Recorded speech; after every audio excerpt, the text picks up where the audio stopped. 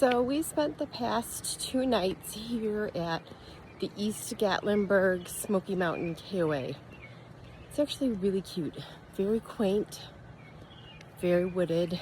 It's really nice. Sorry, I'm like out of breath because I'm walking up a hill.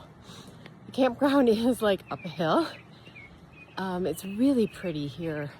Most sites are all gravel, full hookup. There's a few tent sites and a couple cabins. They have a really cute playground area, a cute little pool, like a clubhouse. It's just really charming up in the mountain. It's like in the side of the mountain. It's really cute.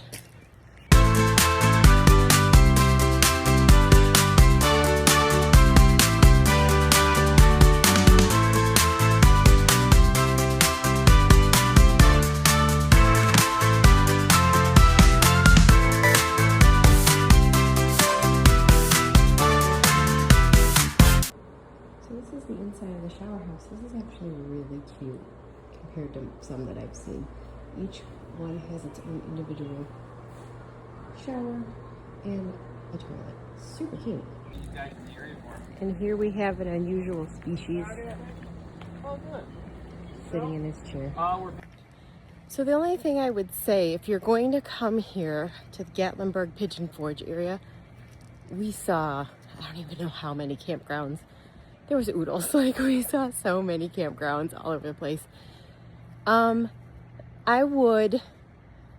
Here's my piece of advice. Get a GPS that is meant for big rigs or trucks or something like that. Because coming here, we followed the GPS on my phone and it took Kenzie and I through some very scary roads, which we had absolutely no business being on. Sorry, don't mind my hair. I just got out of the shower. They were scary. Leaving here, we're heading tomorrow morning. We're pulling out at 5 a.m.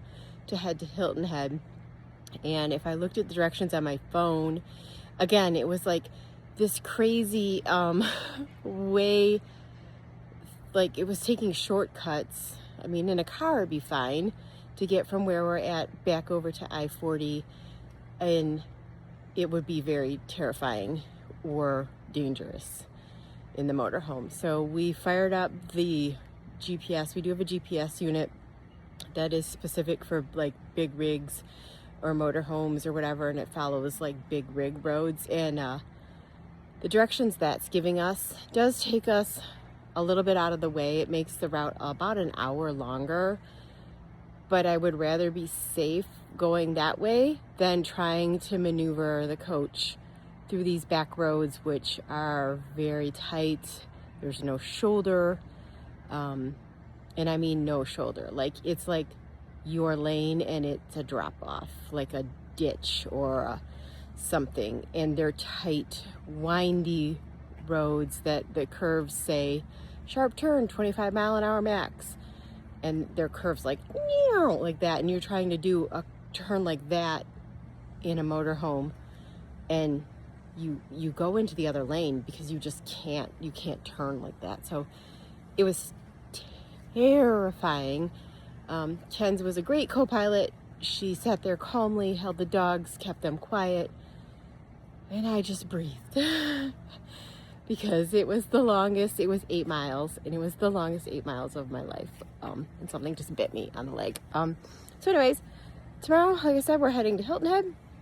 We'll be there for a week and a half, and that's gonna be fun. I'm looking forward to that. We haven't been there since we went down 3 years ago for Madison's senior pictures, and that time it was just the girls and I.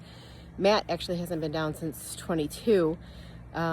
So I'm looking forward to it. It's going to be fun. Lots of fun things we've already got figured out that we're going to do. Lots of bike riding, lots of swimming, lots of laying in the sun, pickleball, walking, going for runs. You know, actually just spending time with each other, having a good time, trying not to eat too much, and enjoying the warmth and the sun. So, but if you're coming here to Gatlinburg Pigeon Forge, this KOA I would stay at again in a heartbeat. Gatlinburg, I think I would come here at a different time of the year. It was way too busy for our liking, like bumper to bumper cars, just shoulder to shoulder people walking. It was intense. It was a lot of people in a very compacted area. So that's my thoughts on that. Pigeon Forge is okay. Don't know that I'd go back there, to be quite honest, but Gatlinburg I would come back to. It's very, very, very beautiful, just at a different time.